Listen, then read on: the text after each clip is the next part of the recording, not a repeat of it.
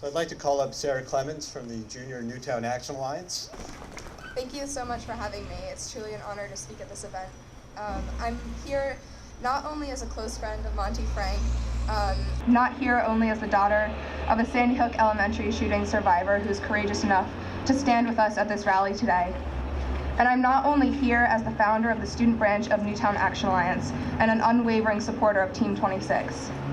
I'm here as all of the above, but in the broadest senses, I'm here as a young person. America has been at war for most of the 18 years I've been alive. I am a child of the Iraq and Afghanistan conflicts, and yet I'm also a child of the domestic war we continue to wage today. A war that has no name, a war that can also most definitely be labeled as a public health crisis. A war that we have yet to fully acknowledge as a collective nation, and a war that I personally, shamefully failed to see until it arrived at our doorstep here in Newtown on that dark day in December 2012. I knew, I think, even hours after my family came home that day, that the only way I'd be able to move forward was if I helped make change so no one else had to go through what we did. Yet they have. As you've already heard today, more than 40 school shootings have occurred, and hundreds of young people have died from gunshot wounds in the city of Chicago alone since 12/14. Children and teens in the US are 65 times more likely to be killed with a gun than our peers in the UK. And next year, gun deaths are projected to surpass car deaths for people in my generation. A nation has been created where it's acceptable to draw red lines around our urban centers and willingly neglect the issues there that so desperately need solutions. We see profit made from weapons proliferation and fear-mongering from the gun lobby deemed more important and useful than the lives of our peers. We see a nation where so many of my friends' fates have teetered on the barrel of a gun, and we turn our backs each time.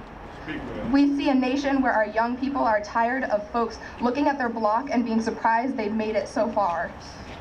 We see a nation where 20 students and 6 teachers can be gunned down in their classrooms with no real action on the federal level in response. And we see a nation where we too often wait for the voice of a loved one to be muted before we exercise our own. I can tell you firsthand that young people are observant.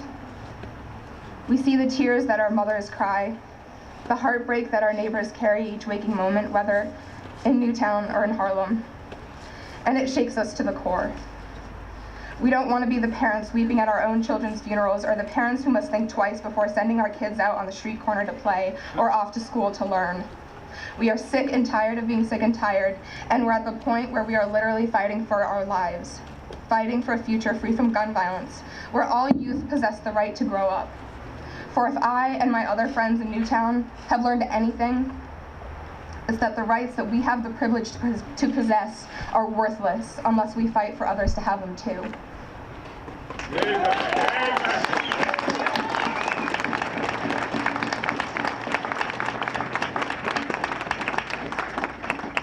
The atmosphere that is gun violence in America is dark, it's vast.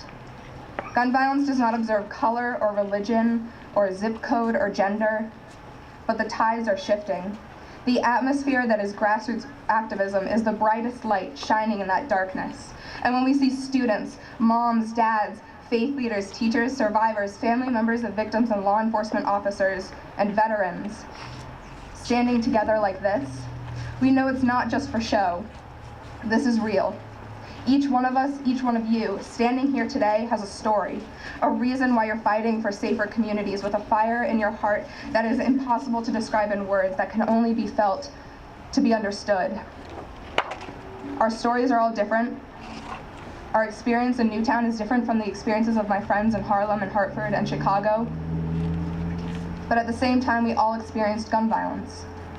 We are all victims of this domestic war, and our experiences ought to allow us to understand better the ground upon which the others walk.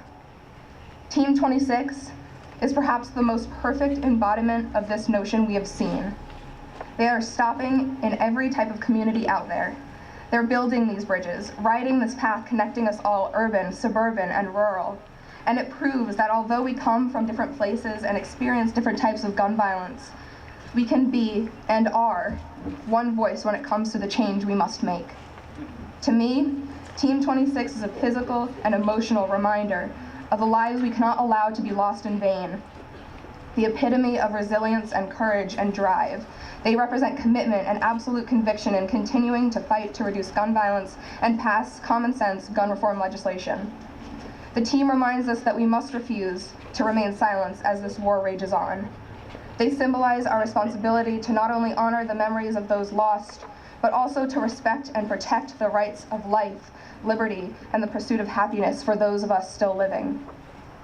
Team 26, thank you for continuing to ride for peace, hope, love, and solutions.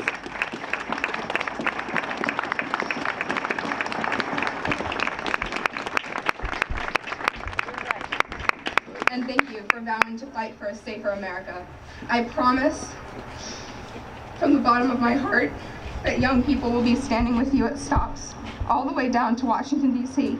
and onward, even after your ride. Thank you.